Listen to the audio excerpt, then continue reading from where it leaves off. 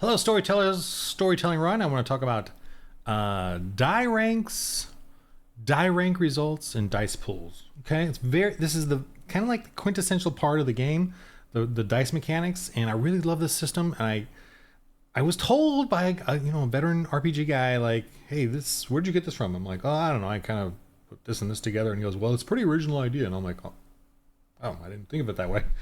And I think it's an original idea. I take from like the Star Wars. I took from sort of the DCC, whatever, the Dungeon Crawl Classic, and I took from D20 and kind of made it something else. Kind of an amalgam of all these things. Because what I found, I'm not scrolling yet. Hold on. What I found was that I liked certain aspects of all of them, but I didn't like other aspects. So, what are the things I like? Okay, let me just go to it and I'll show you. All right. So, this game mechanic, this dice mechanic that I use it's cool. I love it, and it really, I'll explain. So you get a D20. So like in Star Wars, in the the sword, the five rings, and all those, that game system. I don't know name.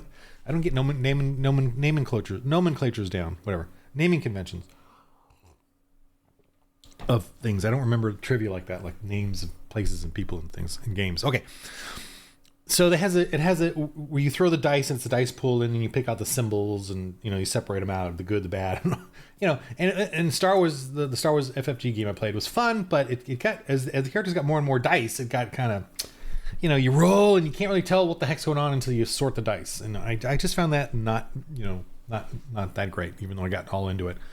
I really love, especially you have good fond memories of my daughters playing D&D with me, and then rolling the D20, getting the nat 20, and succeeding. I mean, I have that fond memory of everyone doing it in a D20 system. Rolling a D20, a nat 20, or a nat 1 is hilarious as well. So I have that. I really wanted that to keep that, but I also was intrigued by the dice pool.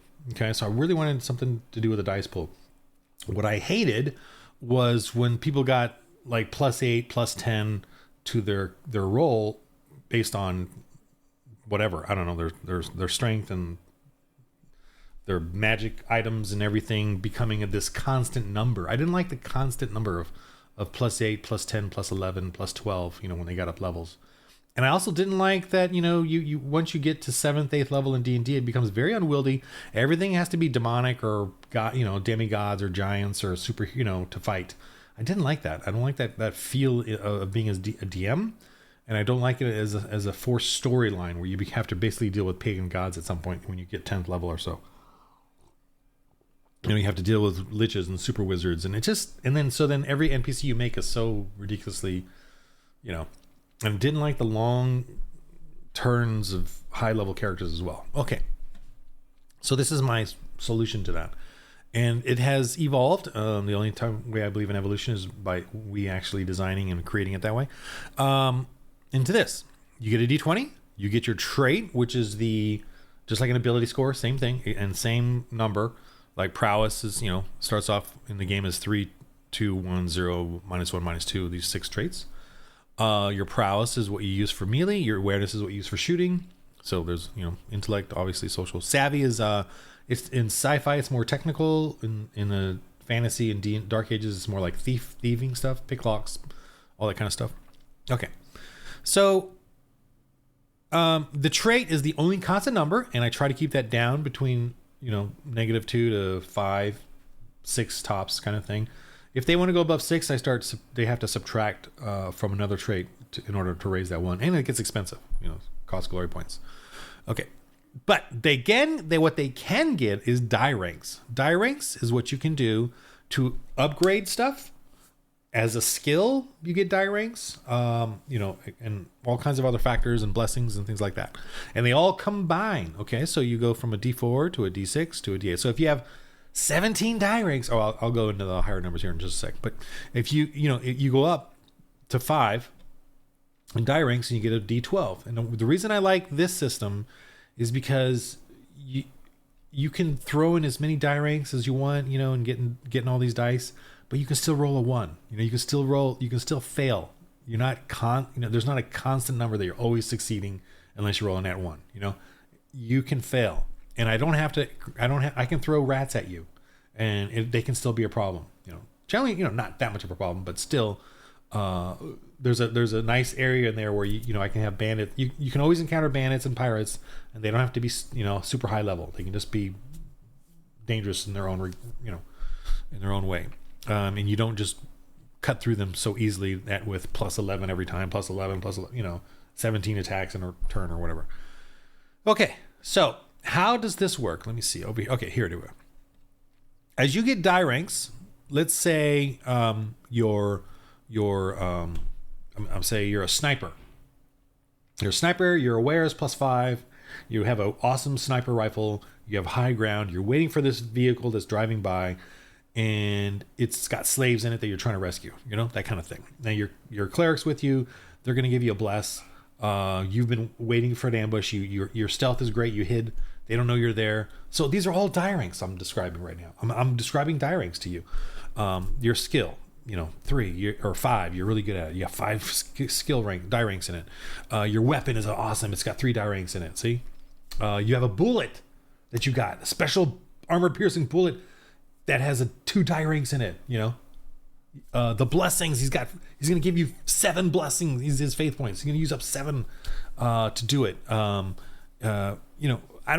High ground. The guy doesn't know you're there, the driver, so he's not evading you. He's just doing a simple drive. All this stuff. You got the sun at your back, so it's shining right on that thing. You know what I mean? So I'm adding like all these die ranks. I'm describing it. I'm writing it down. I'm doing it right now, but I'm just saying I would add up I would say 5 for this, 2 for that, and it's just fun and when you do like that kind of a shot, it's fun to add up all these things and then to figure out the roll. Now, not during normal combat, you're not going to do that. But what I've noticed in normal combat, we quickly move along. It's not a big deal.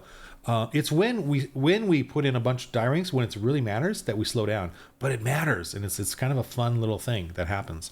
And so don't worry, combat still moves along quickly. You don't do all these different things there. As a GM, I do, but they go really quickly. I don't have to, and I'll explain that here in a sec. But so for that kind of a thing, you're gonna have a lot of die ranks for for lab work, engineering, upgrading, repairing. Die ranks come into play, especially for upgrading, high technological stuff. Okay, and the number that they have to achieve is based off of what they want, what it is they're upgrading to. So if they're upgrading, say, a weapon from a 3 to a 4, that's a 10, right? The D10 there. And then I will add that 10, that highest number, because it's an upgrade, to the difficulty of 12. So it's a 22 now. So they got to achieve a 22, to upgrade from an 8 to a 10.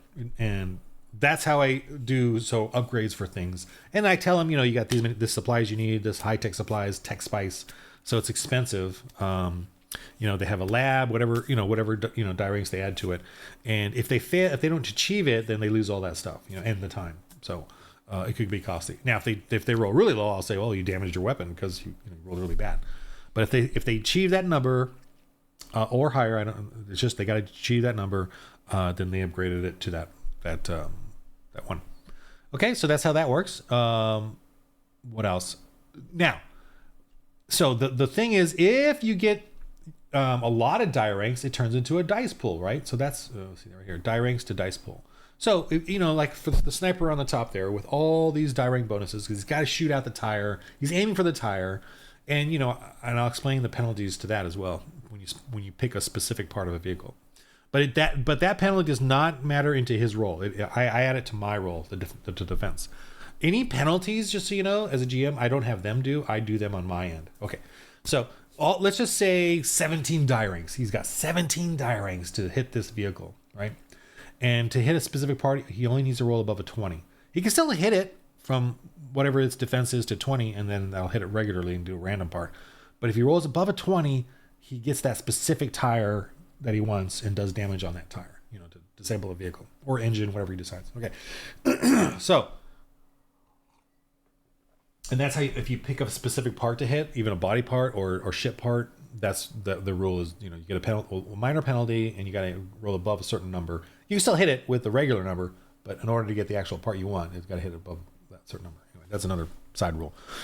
But let's say he's got 17 die ranks. How do you do 17 die ranks past D12, right? Because it's okay.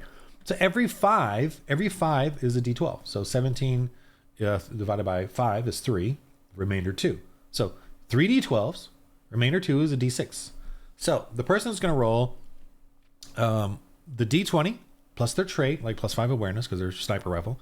And then all those die ranks go into this roll here. Let me just ignore this, but I'll just use this to roll the dice. So it's 3d12 plus a d6. So this is the dice pool roll. Okay, he exploded the dice. See that 11 and a 9. So that's a special fun thing too. If you roll 2 7s in your dice pool, you explode the dice and you get all the dice. So he's definitely going to get a 20, right? So he hit the tire, blew it out, boom, perfect. Whatever. I'll do an armor save and damage, but it's probably going to happen because the sniper rifle has armor piercing and the tire, whatever. Anyway, so, but let's just, so this is exploding dice. This is a fun thing about this. But what if he rolled 2 1s? He could have rolled, let's say this 6 here was a 1. I'm not going to try to find it, but let's say these 2 over here were 1s. Even though he's got the exploding dice, he's got 2 nat 1s here. He gets a fumble too. He succeeds, but he also gets a fumble. So that's hilarious. And this fumble, by the way, does not doesn't fail it, but he gets the fumble. This fumble is separate though. There's another. If he would have rolled a nat 1 on the 20, because he still got to roll the d20 and his aware goes with this. If he would have rolled a nat 1 on that, then this anything above a 7 would have canceled the nat 1. That nat 1, not this one. This one here is just if he rolled 2 1s here, they would get a fumble. So it's fun. The dice pool has a couple of different fun option variations there, and those are the ones: double 7s, double 1s, or double 7s and above, double 1s, and then if you roll a 7 or above on any of the dice, you roll a nat 1, you can cancel the nat 1, and that's been a huge fun factor in the game. So that's the dice pool. The dice pool is getting a bunch of die ranks and putting together, adding them all up from all these different factors. And what I love about that is you can as a GM, I'm not afraid now to throw in a bunch of bonuses based on and for them to figure out all these cool bonuses to do whatever they're doing. It doesn't overpower the game. It still creates, a potential for failures and then fun stuff to happen as well. So I am not afraid now of them going up higher, with their dice pools and stuff. They get, they get better, they get crazier with the exploding dice and all that stuff, but there's also still chance for failure, and they can still roll a 1. One guy had he did an engineering thing, and he had like 3 d12s, whatever, and he rolled a 3, a 4, and a 3. So the highest he could pick was a 4, and he failed at the upgrade, and it was hilarious. And he rolled, I think, a nat 1, and he had a fumble. Yeah, it was a nat 1. So he had 3 d12s, his skill, and he rolled a nat 1.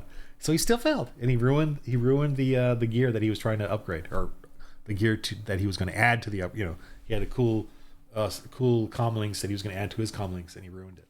And that was hilarious. And yet he had all these die ranks, So that's the great thing about die ranks to dice pool is that you can it helps to describe the scene. Like, let me give you an example here. This example here. Okay, so this guy. So if a dude is fighting in treacherous terrain like this water, he's fighting a tentacle beast. I don't worry about die ranks. I just do his penalty of his armor. Okay, that's for every. So whatever armor they have is their penalty in treacherous terrain. That's a nice simple way of doing that. His is a power armor. He has a D12 and a D. What's he got? He's got a power armor D12 and a D4. I just use the D12 for the and so what I do for a penalty is I roll the D12. 2. Darn it. So 2 I add that to the creature's defense of 15. So now it's a 17. That's it. When you have penalty dice, if they're wounded, difficult terrain or whatever, don't have them deal with it. You as the GM take on that penalty. You utilize it. And you may forget to use it, which is fine. But when you remember, you get to add it to the difficulty of whatever they're doing. So if he's trying to hit him, all right, in his treacherous terrain, the water, all this water, blah, blah, blah, I could go into die ranks, but expedite this combat. I'm just going to have him just do the treacherous terrain. And that's, so then I add it to the defense. You add it to one thing. You don't add it to the guy's attack or his or penalize his attack. Just add it to the defense. It's harder. He's having a hard time hitting him in the water. And this guy doesn't have any difficulties at all. He's just in the water doing his normal attacks, okay, against him. So that's how that works. And then, I don't know why this keeps moving around on me. Like I can't use, this is supposed to follow my mouse. What's going on here? Anyway, whatever. Okay, so this over here, here's how, though, we use die ranks in this situation. Let me flip this for the fun of it. So this guy, like, oh my God, we got to go rescue him, right? They're over here. He wants to drive this cart called the chain breaker all the way over here to try to then help help him. So I'm like, oh, you want to do that in a turn? Oh, okay, that sounds hard to me. So what do? The regular difficulty is 12, right? Beat a 12. He has to roll his piloting, his handling, or his driving rather. Has he got driving here? I don't even see driving on this thing. Oh, here, vehicle driving. He's got 4 die ranks. Okay, whatever. He's got to roll that to achieve a 12. Okay, but it's in the water. 1 die rank difficulty. It's icy cold, so it's slippery icy. 2 die ranks. Dark. So I know he has headlights on this thing, but it's not that. Nope. Dark. Still hard, shadowy. So I'm gonna add another for that. The distance to me, that's a long distance because the chain breaker. Well, all right. This is what I'm gonna do. So 3 for that, and the chain breaker though has a -2 DR. So to me, it's like slow, right? So 2 DR. So that's 2 more. So 5 penalties, 5 die rank penalty to him to get to here. Okay. I don't like. Stupid. Okay. Yeah, this little green should be with my cursor. Anyway, this gets to here. Okay. So 5 die ranks. So what do? It's not his roll. It's my roll. I'm going to add it to 12. 6. So 18. He needs an 18 to get to here. So if he rolls an 18, he drives all the way up to here. And so, he's sloshing through the water. He's driving really quickly. Everything goes smoothly. The tracks get a hold of the icy ground, and he gets there. Let's just say he rolled above the 18. He gets there, and boom, these guys can start shooting now before, thing. So that's how I do difficulties of things. If their armor save, doesn't come into play, like their treacherous terrain type armor save. Then maybe this guy wants to jump out and then run over here and do it. And I'm like, well, I'll just use your armor save. So his armor save is a D8. So I'll roll a D8, add it to 12, 17. So he needs a 17 to get out, not get stuck in the water, jumping down, climbing up to here, and then being able to shoot or whatever. So he needs to roll 17 on his prowess or aware. I like to do either one. If he's light, he might do his aware because he's more gymnastic-y. Just being more aware is more careful. Like maybe he scoots along the cart and then leaps over across to there, whatever. That's just a descriptive thing, but he needs to be to 17 to get to where he wants to. And then he can shoot from there or whatever, whatever the thing is, that's how simple it is. I say water, cold, icy, water, what else did I say? Oh no, I'm sorry. Since it's his armor, I just treacherous terrain is his armor save. So to me, I like that because the range of the difficulty is going to be 1 to 8. Adding to a 12, and based on that, I can describe how. Okay, if I rolled an 8 there, right, and then the 12 is so it's a 20. He's got to get a 20 to leap out, and get across and climb here. It's the water's really sloshing and deep. You don't realize that. And then when you get to here, it's slippery to climb up this part of the thing. And then, up here it's icy cold, so it helps me to describe it. And what I like about rolling too, like making this, is that I don't feel guilty, like when I say, oh, it's it's an 18 or it's a 22 or it's a 14 difficulty to do that. I don't like that. I like that I can roll the dice and it frees me from the judgment call, right? I don't have to necessarily do a judgment call. The only call I'm doing is these factors: water, icy, dark. 3 factors there. Or actually for him though, I just, treacherous terrain. Let's do your armor save, because armor save is cool because they want to put on a lot of armor and be safe, but ergo, thusly, when they want to do something, treacherous terrain wise, that's when the armor that tough armor has its downfall. So it's a fun, simple way of doing it. Now again, like I was describing icy cold water, that's when he's driving or when there's no armor save, or there's no, they're not individually doing it, they're on a vehicle or whatever. I kind of interchanged both of those. So you could use the treacherous terrain basic armor save, or if you're really into describing it and want to use die ranks, you could do it that way. I kind of use both. So just for the fun, I think I use die ranks a lot because I just enjoy doing it. So those are just two options of doing it. The easiest is just to use their armor save as treacherous terrain. The descriptive fun way is to use die ranks and to describe the area. And they know I use both. So when they get really good armor, they know that either one could come into play. So thusly armor, bigger armor makes for trickier maneuvers.